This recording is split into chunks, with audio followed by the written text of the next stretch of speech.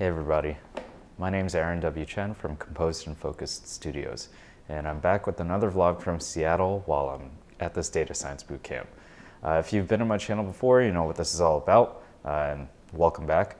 If you've never seen these videos before, I am a PhD chemical engineer who moved to the Bay Area from Massachusetts, and I am now in Seattle attending Flatiron School's data science bootcamp. Every week I go over the stuff we did this previous week. I am quite a bit behind schedule. I think we just finished week 13 and I am now covering week 9. But normally what I do is I go over my favorite photos from the previous week and then I talk about the boot camp and then the exploration and fun stuff I did this week.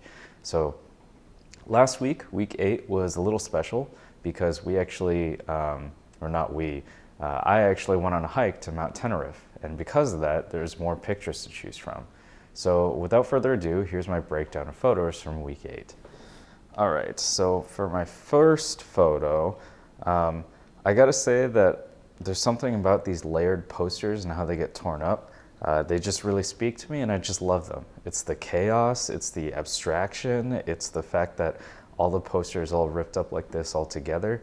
They mean something, but at the same time, they don't mean anything at all. So this is kind of one of my standard photos that I just generally like, and it's about, you know, just stacked posters on top of each other and how when they get older and they get ripped down, they leave shards behind. So yeah, that's photo 1, and I saw that up in Capitol Hill. I think it was right next to my gym. For photo 2, I really liked this one. This was a leaf imprint and concrete, and you don't really see it too often, right? So I like this one a lot because the leaf imprint looks exactly like a real leaf. But the thing that really set it apart for me was that stem. The real stem from a real leaf, where the leaf is all gone, fit perfectly into the imprint, and it looked like it should have been there before. So it was kind of like a ghost leaf, if you will. I actually want to go reshoot this because this version, while I like it a lot, is not like pixel sharp and pixel perfect. But I was very lucky to see this. Like, I didn't touch any of that stuff in the photo. It was just there waiting for me. It's taken me a while to reshoot it because I forgot where this thing was. So it took about 3 weeks for me to find it, and I think I finally found it. So I'm gonna do a reshoot sometime soon. And for photo 3, I really, really like this scene. So I walk by this espresso place called Monorail Espresso every day, almost. Basically, every morning I go to the gym and then come to campus, I have to walk by this espresso shop. And it's usually really busy. And I don't know why, I just really like the scene of all these people waiting in line for their drinks. And it just seems like a really like classic slice of life sort of thing. So every time I get the opportunity, when there's not a car parked directly in front, or if I'm not too late for class or not late for class at all, I'll pause and I'll try to get some photos from this location. I've been waiting for a while to try to get pictures where there are people in rain gear or reacting to rain or anything like that, but for some reason this fall has been fairly dry in Seattle, and I don't know, maybe going into now November, it'll start picking up again, the rain. But yeah, this one got kind of lucky. It's actually a composite, so I photoshopped together a few different pictures. The pictures are only like maybe a few minutes apart from each other at the most, so it was really more about the feeling that I got from this than the actual like single exposure picture. So all I really did was I kind of saw where people were across the 3 different frames, and I just kind of blended them together so that they kind of had like a nice balance and a nice busyness level. But I really love this scene and I really like photographing it, obviously. I think almost every day I've tried to photograph this. So yeah, this is my favorite from the regular photos from last week. And we will move on to photos from Teneriffe Falls, which is totally different. So photo 1 from Teneriffe, the first one I liked was this one, where you see this giant leaf and I left my feet in there. Normally I try not to be part of my own picture, but I felt like the picture needed something to show the scale of how big and colorful these leaves were. And really this is the only thing I could find that was easy to obtain and not too ugly looking. So I thought the toe boxes of my boots did a really good job showing how big the leaves were, and that green and yellow of the leaf like really popped out. on the mud and next to my boots. So I really like this one. I photographed like a couple leaves when I was at Teneriffe, all around that same size, but all of different colors and different, I guess, fullness. Some of the leaves are more torn than others. And I thought that this one was probably the perfect one for the photo that I liked. For photo 2, well, if you saw my vlog from Teneriffe, the hike, which if you haven't seen it, there should be a card coming up pretty soon, you would realize or remember that I stopped to record in the rain because I found these leaves are of different color, like right on the rocky path. And this was the photo I got from waiting. I really like this. It took a while to get this photo. If you don't remember, for some reason my lens was fogging up, so I ended up having to wait until it cleared up a little bit. And it turns out that a little bit of fog on the lens gave it a really nice effect. It had like a semi-Orton effect. And a semi-Orton effect impact on the photo where it kind of softened it a little bit, but everything was still sharp. So I have pictures before when the fog was thicker on the lens or condensation was thicker on the lens and it was a little too blurry, and then I have pictures after where the lens is completely clear and it looked a little too sharp. I actually like this one in the middle where it has still some character to it. And then finally, my favorite photo from Teneriffe Falls was this one. It's actually a really simple one. I got it kind of near the beginning of the hike. I was just looking around, looking at all the trees, appreciating nature because I've been in downtown Seattle for so long and indoors for so long. Just looking around, and I just looked up, saw those photos, said, wow, that's really pretty, and took a picture. I took a few, but they're all pretty much of the same theme, where it's a really simple one. It's just green and yellow leaves with those speckled patterns on there, and I thought it looked great. And in this case, the somewhat busy bokeh of the lens I was using, I believe is a 12 to 60 millimeter. The somewhat busy bokeh here actually, in my opinion, really helped because the bokeh was still in the shape of the leaves.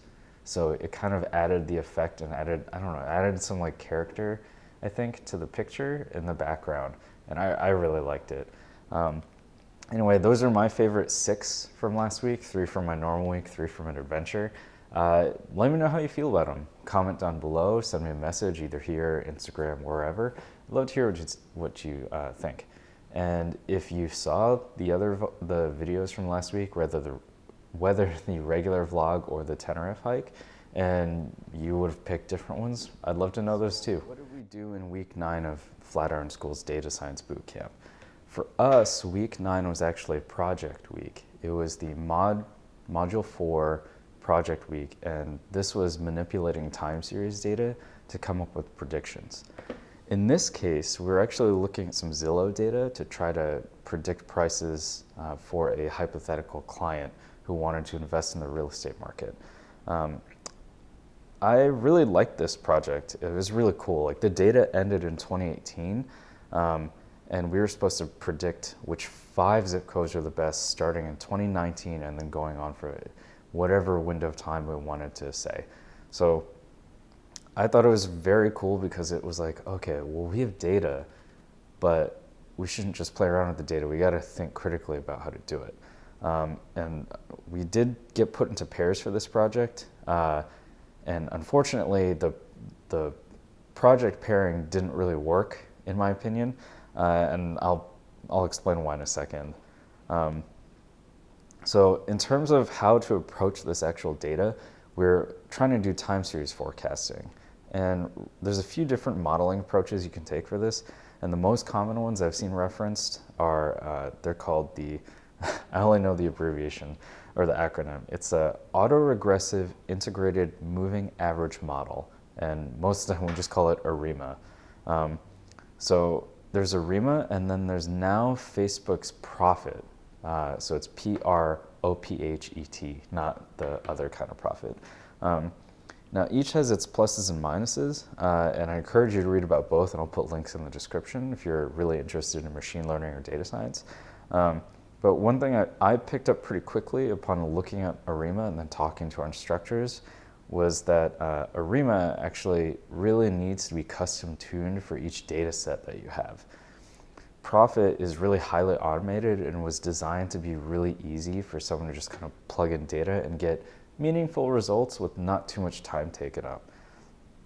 Now, depending on how much effort you put into it, it is possible for Riemann to be better, and I'll put a link to that one below as well. But in this case, our data set was every zip code going back to like 1920 or something like that, and which that meant we had about 15,000 zip codes to go through. Now, I did some rudimentary filtering based off of things like, well, what if we do traditionally famous real estate markets like New York City or San Francisco or even now Dallas, which is up and coming. And I realized that it's just too much information. Like Dallas itself has something like 200 zip codes, I believe, or sorry, Dallas-Fort Worth area has 200 zip codes. And if we had to custom tune each ARIMA model for each zip code, there's no way we're going to get that done in time. So that was made pretty clear to me and my partner, and I asked my partner if he understood how much time it would take to actually make all the ARIMA models. We had not actually done any real data analysis yet. We were just talking about ways to approach the problem. And yeah, so he acknowledged that it would be time consuming, and I said, do you think we're actually going to come up with something presentable within a week if we have to do 15,000 models? And at that point, he kind of clammed up and insisted on doing ARIMA, which I didn't think was very cool. Yeah, so I asked him to switch over to using Profit so we could kind of tag team different zip codes and different approaches, and he just told me he was not going to do that, and I didn't know what to do. So at this point, I realized that I'm basically going to be working alone on this project.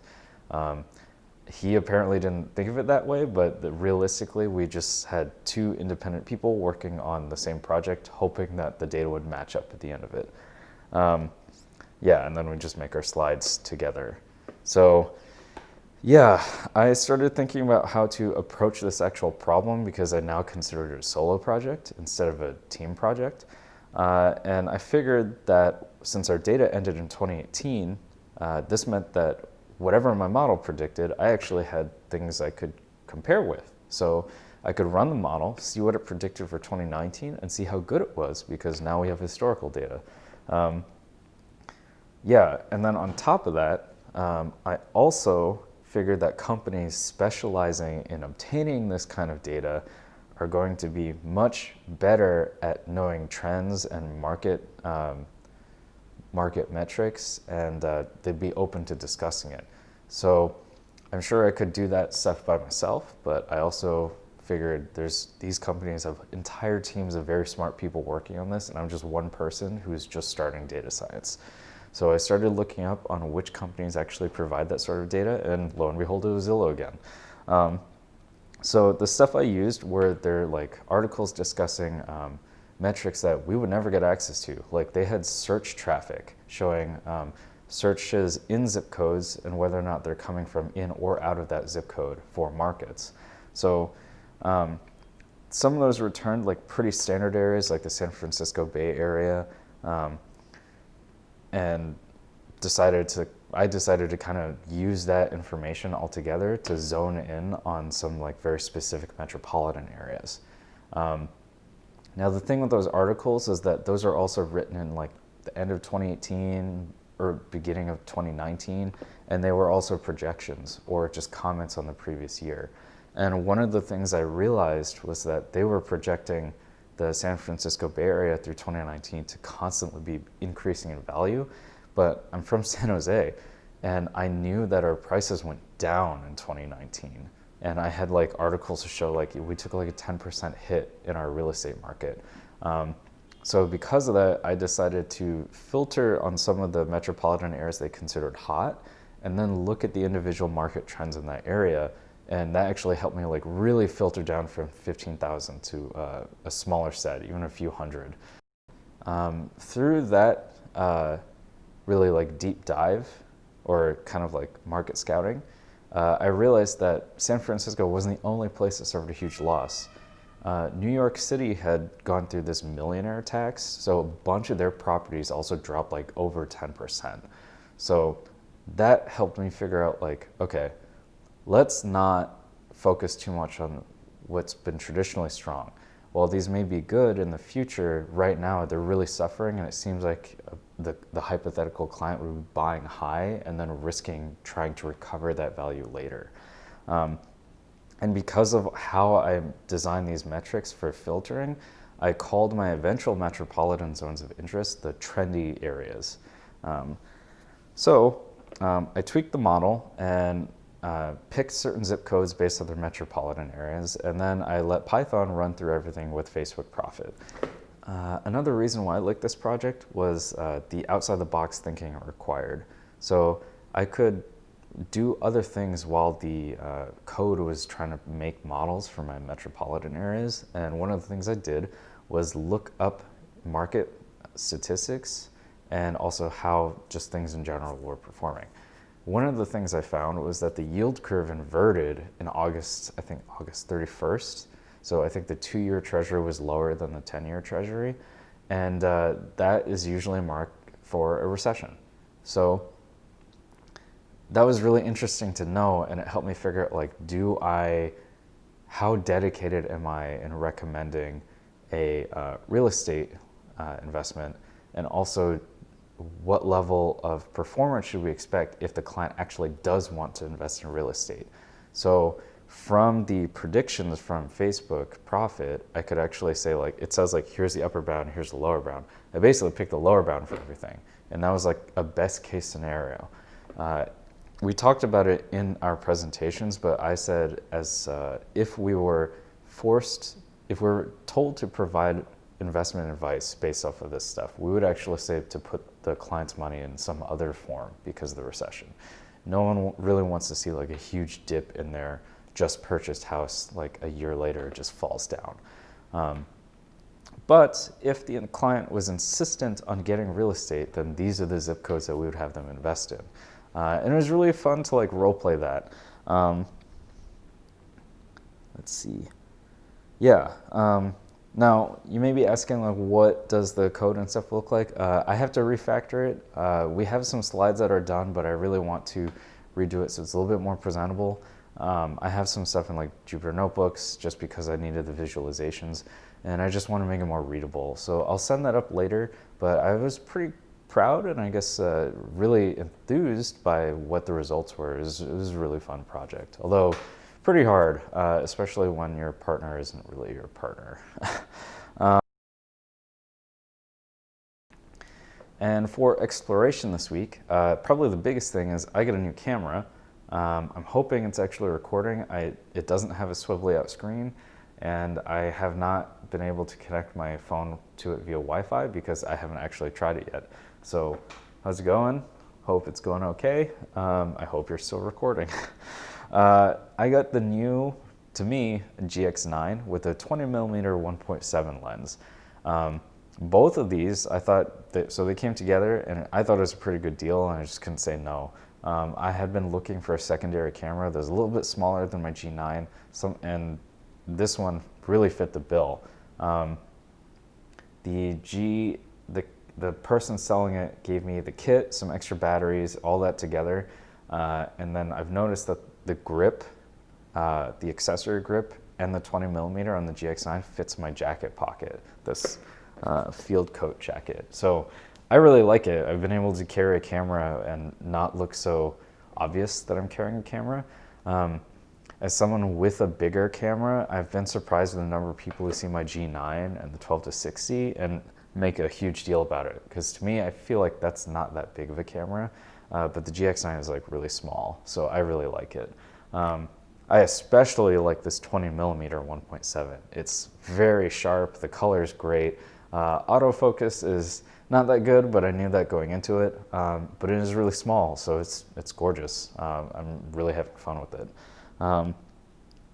Other stuff that happened this week, it was actually a strength week for my exercise routine. So my routine had me do 3 full sets of 3 sets of, whoa. It had me do full sets of squats 3 times a week. There we go. 2 full sets each of bench and shoulder press, and then a set of deadlifts. I had to do that like, it's a surprisingly hard week. Like, it's kind of weird. This program has strength week. You only go only go to the gym 3 times that week, but each day is like very draining. Did reshoot a vertical panorama that I talked about. I think way earlier, like week 3 or something, I made a comment of there's a building that had a cool reflection, and when I was working on it in Lightroom, it like made a super skinny vertical panorama. And this time I went and did that on purpose. I brought my stitched pano gear, I brought a longer lens, and I was trying to actually do it well. I need to send that photo through Photoshop and actually get everything how I want it to be, but other than that, like, I'm hoping it comes out well. I will make a separate video on the process I had to do to go shoot that, because I actually shot B-roll on location, and you can kind of see a little bit of downtown in that video. And yeah, hopefully you'll want to see that, and hopefully I'll see you soon. Yeah, so I think for now, I think this vlog has gone on long enough, so we'll just call it here. But if you like this video, please give it a thumbs up. If you don't like it, give me a thumbs down, that's fine. If you think you know of someone who would like this, please share it with them. If you want to see, provide advice on things to see, please comment below. And if you just want to make a comment, just, add a comment, it's fine. If you want to reach out to me, my contact information is all in the description too. So yeah. If you like all this and you want to see more, please consider subscribing. I'll be here, try to post more regularly. Trying to catch up this weekend on like a lot of videos actually. So yeah, with all that being said, I hope to see you soon, either for the behind the scenes shoot for the vertical panorama or for vlog for week 10. All right, with that said, I'll see you later. Bye. Okay, folks. I'm back with a voiceover because there's something I forgot to talk about in my breakdown from this week. The working with my partner who, well, it didn't work out. It did show me something that I'm glad I learned. I do realize that I need more experience if I want to actually become like a project manager and work with other people in a way that this kind of situation can come up. So if you know of any way for me to get some decent project manager experience, definitely let me know. I would appreciate it. Yeah, these sorts of conflicts, I'm sure they'll happen fairly often at work, although I hope they won't. But it's good to get practice and get a feel for like, well, what would I do differently in the future? With that being said, I hope you enjoyed these pictures, and I'll see you later. All right, have a nice day. Bye.